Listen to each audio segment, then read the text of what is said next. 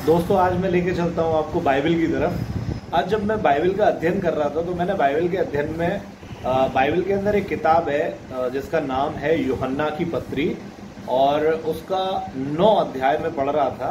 तो उसमें मैंने यीशु मसीह का एक चमत्कार देखा। यीशु मसीह को रास्ते में जाते हुए एक ऐसा व्यक्ति मिला जो जन्म से अंधा था, और उस अंधे व्यक्ति को देखा और उसने अंधे व्यक्ति ने यीशु मसीह से कहा कि हे प्रभु मेरी आंखों को ठीक कर दे। तो प्रभु यीशु मसीह ने उसकी आंखें ठीक करने के लिए जमीन पर भूमि पर मिट्टी में थूका, और उस मिट्टी को उसने सान कर उसकी अंधे की आंखों पर लगा दिया, और उस अंधे से कहा कि तू जाकर अब इसे एक सीलो का कुंड है वहां पर जाकर धो ले। और हम देखते हैं कि वो यीशु मसीह की बात मानकर अपनी आंखों को धोने के लिए कुंड में चला गया, और जब वो वापस वहां से आंखें धोकर लौट कर आया तो वो देखता हुआ आया। और जब वो देखता हुआ आया तो उसे तमाम लोगों ने उससे सवाल पूछा कि क्या तू वही व्यक्ति है जो भीख मांगा करता था? तो कुछ लोगों ने कहा कि नहीं नहीं, ये वो नहीं है, ये उसके जैसा है। तो उसने पूछा कि ये चमत्कार कैसा हुआ? तो उस अंधे व्यक्ति ने बताया कि यीशु नाम का एक व्यक्ति है जिसने मुझे ये आंखें प्रदान करी है। तो दोस्तों यीशु मसीह ने यह दिखाया कि वो इस सारी सृष्टि का कर्ता है, इस सृष्टि को बनाने वाला ईश्वर है। उसने एक जिसकी आंखें ही नहीं थी जन्म से, और एक अंधे व्यक्ति के जीवन में आप देखो कितनी परेशानियां होती है, खाने की, सोने की, आने की, जाने की, उसे कोई भी चीज दिखती नहीं है, उसे बड़ी तकलीफ है। लेकिन यीशु मसीह ने उसकी तकलीफ को दूर कर दिया। जो लोग यीशु मसीह के पास आते हैं उनकी तकलीफों को यीशु मसीह दूर करते हैं। और बहुत सारे लोगों ने उस अंधे व्यक्ति से पूछा कि ये जो तेरी आंखें जिसने ठीक की है वो कहाँ पर है?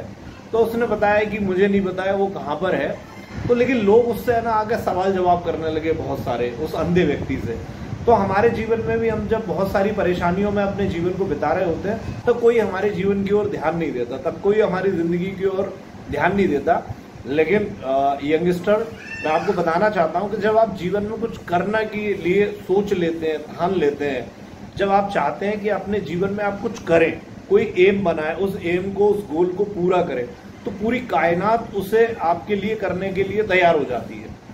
लेकिन बस फर्क इतना है कि जो आपसे कहा जाए, ये सृष्टि, प्रभु, लॉर्ड जो आपसे करने के लिए कहता है वो आपको करना पड़ेगा। अगर आप वो करोगे तो फिर दुनिया की कोई मजाल नहीं है, किसी की कोई मजाल नहीं है कि वो आप उसे हासिल ना कर पाओ या उसे आप जीत ना पाओ। तो यीशु मसीह ने उससे जब कहा कि ये मिट्टी जो तेरी आंखों पे लगाई है इसे जाकर धो ले, तो कुछ काम यीशु मसीह ने किया और कुछ काम उस अंधे व्यक्ति ने भी किया। तो हमें भी बहुत सारे दुनिया में हम देखते हैं, जब हम लाइफ को जीते हैं, जीवन को जीते हैं, बहुत तकलीफें, बहुत परेशानियां अलग अलग तरह से आती हैं, और बहुत सारे लोग हमारा फायदा उठाते हैं, हमें मिसगाइड करते हैं, हमारा बहुत अलग अलग तरीके से हमें यूज करने की कोशिश करते हैं।